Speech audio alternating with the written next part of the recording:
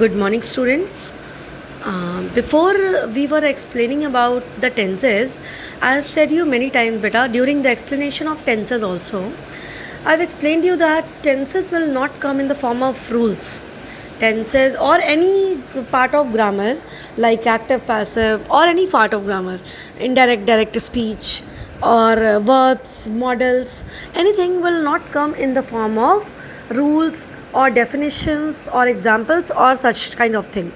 Everything will come in the form of application part. Application कैसे होगा उन सारी चीज़ों का, इस फॉर्म में आपका जो भी एग्ज़ाम में आएगा, ठीक है, वो क्वेश्चंस ऐसे आएंगे. तो now today we are going to read about the application form.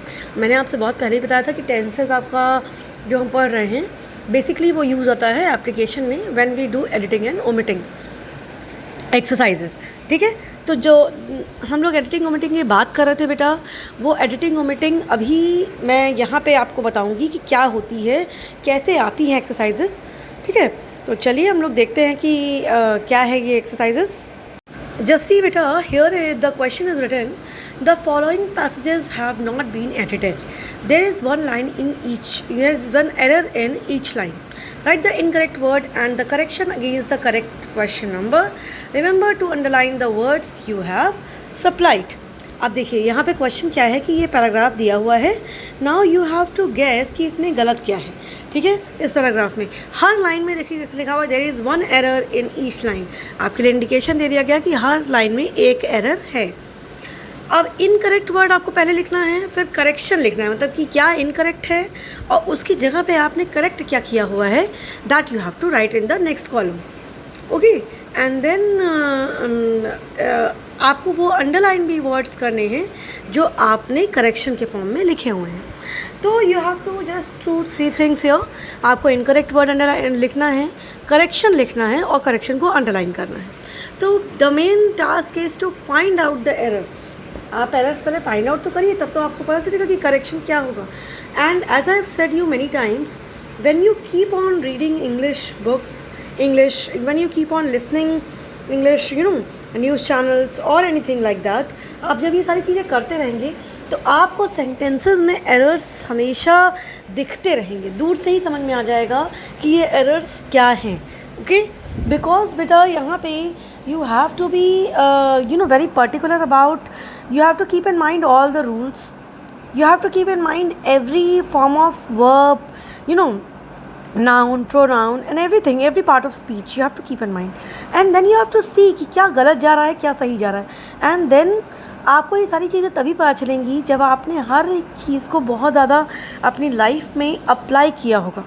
whenever you have applied all the things in your English curriculum, आप इंग्लिश के करिकुलम में इसको बहुत ज़्यादा अप्लाई किए रहेंगे, तभी आपको इसमें गलतियाँ भी समझ में आएंगी और तभी आपको इसमें करेक्शंस भी समझ में आएंगी. अदरवाइज़ तो आपको फिर गलतियाँ वहाँ पे कुछ गलत लगेगा ही नहीं. बिकॉज इट इज़, अभी तो मैं आपको टेंसेस का करवा रही हूँ. अभी आप देखेंगे मैं टेंसेस से स्टार्ट करूँगी फर्स्ट लाइन, लेकिन लेटर ऑन इसमें गलतियाँ सिर्फ टेंसेस की ही नहीं हैं.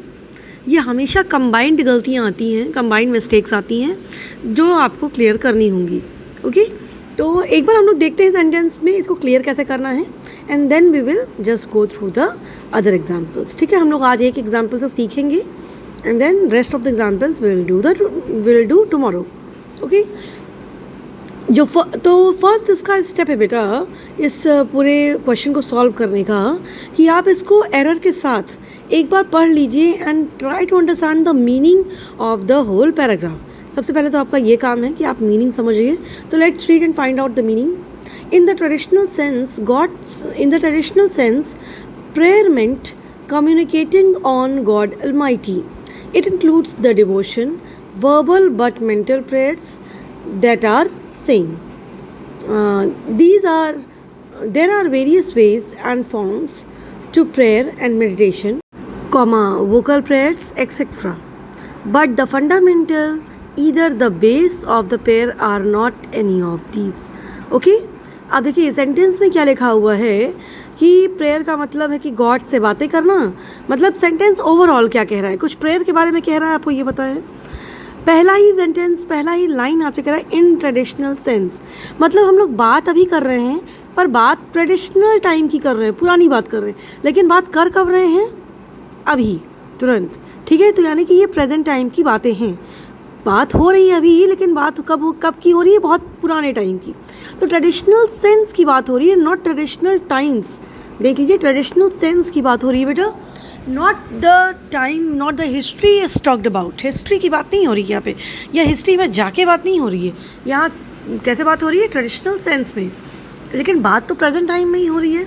फिर इसमें आपको हल्का बहुत समझ में आया होगा अगर, तो गॉड के बारे में बात हो रही है, डिवोशंस के बारे में बात हो रही है, गॉड की तरफ कितना डिवोशन होना चाहिए। बहुत सारे फॉर्म्स होते हैं प्रेयर मेडिटेशन के, ठीक है। फिर कुछ फंडामेंटल बेसिस की बात हो रही है। तो लेट्स स्टार्ट कि हम लोग कैसे इसको पता लगाएंगे कि क्या है इसका मतलब। पहले आप एक फुल स्टॉप से, just don't look at the sentence बेटा। आप देखिए यहाँ पे जो साइड में आप देख रहे हैं ABCDEFGH, ये आपके लिए हेल्पफुल इसलिए है क्योंकि यू कैन नो कि हर एक लाइन में एक गलती है। मतलब इन पहली लाइन में अगर हम देखें तो इन द से लेकर मेंट तक में कोई एक गलती है, आपको ये पता चल गया। फिर कम्युनिकेटिंग ऑन गॉड अलमाइटी, इसमें एक गलती है। फिर इट से लेकर बट तक एक गलती है। तो आपको ये बताने के लिए बस यहाँ पे ये ABCD दिया गया है कि इतने से इतने लाइन तक में एक गलती है। लेकिन जब आप सॉल्व करेंगे क्वेश्चंस तो आप इस तरीके से मत पढ़िएगा कि आप सिर्फ पहली लाइन पढ़े फिर रुक गए, फिर दूसरी लाइन पढ़े फिर रुक गए, ऐसा मत करिएगा। आप एक फुल स्टॉप से एक फुल स्टॉप तक की मीनिंग समझिएगा। ओके, तो will just solve in this manner. In the traditional sense prayer meant communicating on God Almighty. अच्छा, in the traditional sense mean पुराने ज़माने के हिसाब से, ट्रेडिशनल टाइम के हिसाब से प्रेयर क्या मतलब करती है? क्या मतलब प्रेयर। अब मेंट यहाँ पे देखिए लिखा हुआ है, मेंट आपका पास्ट टेंस हो गया। मैंने जैसे कि कहा बेटा, बात भले ही पुराने टाइम की हो रही है but the time in which the conversation is going on is present time. तो मेंट यहाँ पे पास्ट टाइम, पास्ट का वर्ड है। देखिए, इन the traditional sense prayer meant, obviously it is past sense, तो हम लोग इसको चेंज करेंगे प्रेजेंट टेंस। तो पहले तो हमें ये गलती मिल गई, प्रेयर मेंट, तो यहाँ पे मीन्स, तो यहाँ मेंट का हम लोग लिखेंगे बेटा मीन्स, ठीक है। Prayer means communicating on God Almighty. अच्छा, हम लोग कम्युनिकेशन किसी पर करते हैं कि किसी के साथ करते हैं? आप ये बताइए। कम्युनिकेटिंग वर्ड जो होता है, I am communicating with you, she is communicating with her, Seema is communicating with Reema. तो ये कम्युनिकेटिंग हमेशा वर्ड जो होता है बेटा, ये विथ के साथ यूज़ होता है, क्योंकि हम लोग बात किसी के साथ करते हैं, किसी के ऊपर नहीं करते हैं। ऑन मतलब होता है ऊपर, ठीक है। तो इस चीज़ को देखो, यहाँ पे आपको देखना पड़ेगा। ऑब्वियसली 4 वर्ड्स हैं, 4 वर्ड्स में कुछ गलती होगी कि या तो इंटरजेक्शन की, या तो कंजक्शन की, या तो टेंसेस की। तो यू हैव टू लुक कि क्या गलती हो सकती है। तो in the traditional sense prayer means, meant का होगा means communicating with God Almighty. Traditional sense में प्रेयर का मतलब है, मतलब अभी भी है, ठीक है, मतलब है कम्युनिकेशन किसके साथ करना? गॉड अलमाइटी के साथ करना। अब देखिए, अब आपका एक फुल स्टॉप से एक फुल स्टॉप सॉल्व हो गया और दोनों लाइन में आपको एरर भी मिल गई।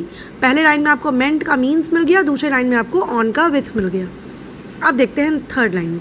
देखिए, थर्ड और फोर्थ लाइन फिर कंबाइंड है, तो हम लोग देखते हैं कैसे होगा ये। It includes the devotions, verbal but mental prayers that are saying, ठीक है। अब देखिए, जो ये 2 सेंटेंसेस हमने पढ़े अभी, ये सेंटेंसेस हमें इतना तो समझ में आ रहा है कि ये ऊपर के कुछ सेंटेंसेस के बारे में बोला गया है, तो गॉड के बारे में ही है। अब देखिए, जो प्रेयर है उसके बारे में बताया जा रहा है आपसे कि इट इंक्लूड्स प्रेयर। इट यहाँ पे क्या है? प्रेयर है। प्रेयर क्या इंक्लूड करता है? डिवोशन, यानी कि हमारा कितना ज़्यादा माइंडेडली हम लोग कितना ज़्यादा गॉड के साइड हैं, हम लोग माइंडेडली कितना ज़्यादा उन्हें हार्टली प्रे करते हैं, तो ये होता है डिवोशन। हाँ, it includes devotion. Verbal but mental prayers. अब देखिए, वर्बल बट कहाँ लगता है और एंड कहाँ लगता है? एंड वहाँ लगता है बेटा जहाँ पे हम 2 चीज़ों को साथ में कंबाइन करते हैं। Reema and Sheema are going to market. और बट कहाँ लगता है? जहाँ हम ऑपोजिट चीज़ों को ऐड करते हैं। Reema is going to market but Sheema is not going. समझ में आया आपको? जब हम लोग दोनों सेम चीज़ों को ऐड कर रहे हैं, सेंटेंसेस को कंबाइन कर रहे हैं, वहाँ पे हम लोग एंड लगाते हैं। पर हम जब जो दो ऑपोजिट चीज़ों को कंबाइन कर रहे हैं तो हम लोग वहाँ पे बट लगाते हैं। अब देखिए यहाँ पे वर्बल प्रेयर और मेंटल प्रेयर्स दोनों ही प्रेयर्स हैं, बट तब भी उनके बीच में बट लगा हुआ है, तो हम लोग यहाँ पे बट को हटा के एंड लगाएंगे। अंडरस्टूड? इस जस्ट बिकॉज बेटा, क्योंकि हमारा जो वर्बल और मेंटल प्रेयर्स हैं ये दोनों टाइप ऑफ प्रेयर्स ही हैं, एंड हमें एक ऊपर के फर्स्ट सेंटेंस में हमें एक मिस्टेक चाहिए थी, तो it includes the devotions obviously and verbal but mental prayers that are saying. अब सेइंग ये कंटिन्यूअस फॉर्म है आपका, ठीक है, and prayers are always said. Prayer हमेशा कही जाती है, हमेशा कहते रहा नहीं जाता है। Are you always saying the prayers? You always say the prayers, ठीक है। तो यहाँ पे सेइंग का हो जाएगा सेड। ओके, नाउ अगेन बेटा देखिए, अब आपका यहाँ पे सी में हो गया verbal and mental prayers that are, D में हो गया सेड, सेइंग का सेड हो जाएगा। अब देखिए फिफ्थ सेंटेंस आइए पढ़ते हैं हम लोग। There are various ways and forms to prayer and meditation, vocal prayers etcetera. देखिए बेटा, पहले तो हम लोग अभी तक देख चुके होंगे कि जनरल जो हमारी मिस्टेक्स निकलती हैं वो या तो टेंसेस की होती हैं और या तो होती हैं कंजक्शंस की। तो हमने देखा कि अभी ऊपर के दो सेंटेंसेस में दो टेंसेस की मिस्टेक मिली और दो कंजक्शंस की मिली। तो कंजक्शन, इंटरजेक्शन, इन सब पे आपको बहुत ज़्यादा ध्यान देना है, ठीक है। अब देखिए फिफ्थ सेंटेंस हम लोग देखते हैं। There are various ways and forms, यहाँ पे लिखा हुआ है बेटा टू। टू का मतलब होता है इन द डायरेक्शन ऑफ, किसी के डायरेक्शन में, like for example she is going to Bombay, ठीक है, तो she is going in the direction of Bombay. अब ऑफ किस लिए यूज़ होता है? ऑफ हमेशा कनेक्शन के लिए यूज़ होता है या किसी चीज़ का पार्ट, लाइक अगर हम बोलें page is a part of a book, ठीक है, तो मतलब ऑफ हमेशा पार्ट के लिए यूज़ होता है। तो अब आप यहाँ पे देखिए, there are ways and forms of prayers, ठीक है, मतलब कि जो प्रेयर होती है उसके बहुत सारे वेरियस वेज और फॉर्म्स होते हैं, इसलिए यहाँ पे ऑफ लगाया गया है, ना कि टू लगाया जाएगा। अब देखिए नेक्स्ट सेंटेंस में देखिए, prayer and meditation comma vocal prayers comma etcetera. ये अजीब कुछ नहीं लग रहा आपको? पहले तो एंड लगा दिया, फिर कॉमा वोकल प्रेयर्स कॉमा, मतलब यहाँ पे अच्छा मेडिटेशन क्या है? ऑब्वियसली प्रेयर का फॉर्म है। वोकल प्रेयर्स क्या है? प्रेयर का फॉर्म है।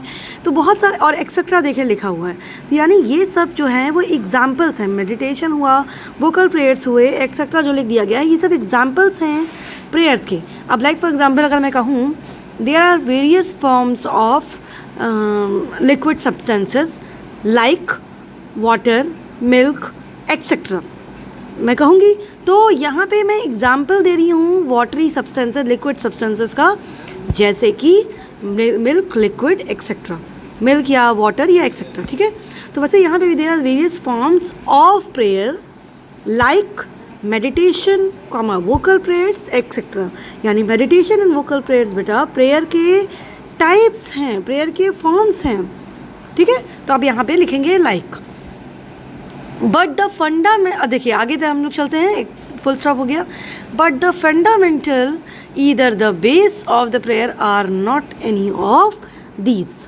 अब देखिए बेटा, शुरू से आपसे सेंटेंसेस में क्या बोला गया है कि ट्रेडिशनल प्रेयर का मतलब होता है कि हम गॉड से बातें करना, जो कि इंक्लूड करता है क्या?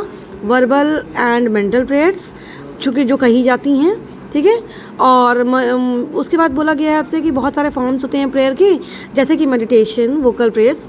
अब देखिए यहाँ पे लिखा हुआ है बट, यानी कि लेकिन द फंडामेंटल, यानी कि अब देखो इसके बारे में जो बताया जा रहा है यानी कि कुछ ऑपोजिट बताया जाने वाला है। बट कहीं लगता है, मैंने आपसे पहले ही बताया कि जहाँ पे कुछ ऑपोजिट लगना होता है वहाँ पे बट लगता है। तो देखिए यहाँ पे लिखा हुआ है कि there is various ways and forms of prayers and meditation comma vocal prayers etcetera, but the fundamental either the base of prayer are not any of this. मतलब लिखा हुआ है कि अब कुछ ऑपोजिट बताने वाला है कि बट द फंडामेंटल, यानी कि फंडामेंटल जो है वो इनमें से कुछ भी नहीं है। इसका और नीचे देखिए आप, मतलब पढ़िए हल्का सा, are not any of these, मतलब कुछ तो मीनिंग आपको क्लियर हो रही होगी कि इन सब में से कुछ भी नहीं है। मतलब इनका कहने का सेंस है कि जो भी वेरियस फॉर्म्स हैं, मेडिटेशन, वोकल प्रेयर्स, ये सब बेस नहीं है प्रेयर्स के, भले ही ये फॉर्म्स हैं लेकिन but these are not the base. तो अब देखिए इसका सेंटेंस पढ़िए, but the fundamental or the base. ठीक है, फंडामेंटल और बेस एक ही वर्ड है, ये सब सिनोनिम है। फंडामेंटल को अभी हम लोग बेस ही कहते हैं। तो यहाँ पे ईदर लगा हुआ है, ईदर नहीं होगा, यहाँ पे और होगा कंजक्शन में, बिकॉज जब भी हम लोग सिनोनिम्स को करते हैं ऐड तो हम लोग और लगाते हैं। जैसे कि हम लोग कहेंगे शी इज़ हैप्पी और यू कैन से हिलारियस, मतलब या तो वो बहुत खुश है या तो बहुत हंस रही है, मतलब दोनों ही सेम टाइप के वर्ड्स हैं। हंसना खुश होना अलग है, लेकिन इसका मीनिंग तो दोनों पॉजिटिव से ही है। तो वैसे यहाँ पे भी मतलब है फंडामेंटल या बेस अगर हम कहें, ठीक है। तो इन जो ऊपर प्रेयर्स का फंडामेंटल या बेस है वो इनमें से कुछ भी नहीं है। तो अब यहाँ पे हम लोग लिखेंगे प्रेयर। अब देखिए सिंगल के साथ हम लोग सिंगुलर यूज़ करते हैं, प्लूरल के साथ प्लूरल। प्रेयर इज़ सिंगुलर तो हम लोग आर नहीं लिखेंगे, इज़ लिखेंगे बेटा, ठीक है। Is not any of these. तो बेटा आई होप कि you must have understood this example.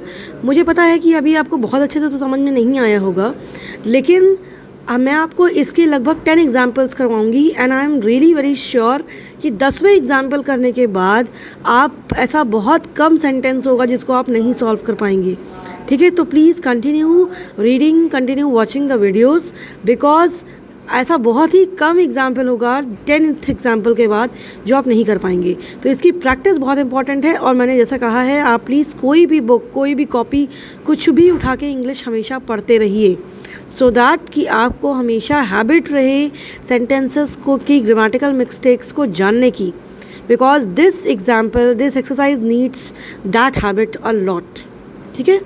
तो just best of luck and will read the next questions in the next class. Thank you.